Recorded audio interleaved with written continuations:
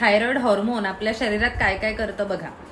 Metabolism सुरळीत ठेवतं, आपलं पचनाची क्रिया नियमितपणे चालू ठेवतं, मूड आणि हार्ट रेट सुद्धा अगदी उत्तम ठेवतं. शरीरात चरबी तयार होत असते, त्या चरबीचं प्रॉपर ब्रेकडाऊन हे थायरॉइडच करतं.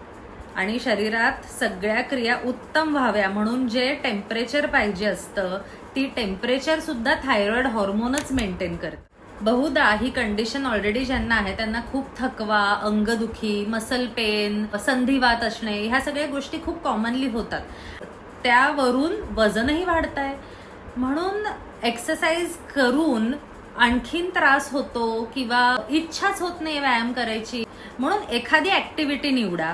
आठवड्यातनं 4 वेळा लो इंटेन्सिटी एक्सरसाइजेस म्हणजे काय, 15-20 मिनिटं वॉकला जाणे, पोहायला जाणे, पोहता येत नसेल तर पाण्यामध्ये नुसते हलके व्यायाम करणे, योगा करणे, ब्रीदिंग एक्सरसाइजेस, ताईची, ह्या सगळ्या गोष्टी जरी तुम्ही केल्या ना तरी तुम्हाला खूप बरं वाटेल. तुमचा मूड छान होईल. वजन जे अनियमितपणे वाढतंय ते जरा कंट्रोलमध्ये राहील आणि हळूहळू तुमचा स्टॅमिना बिल्डअप होईल. म्हणजेच काय, सकाळची ती थायरॉइडची गोळी आणि फिजिओथेरपी हे सोबत चालतं.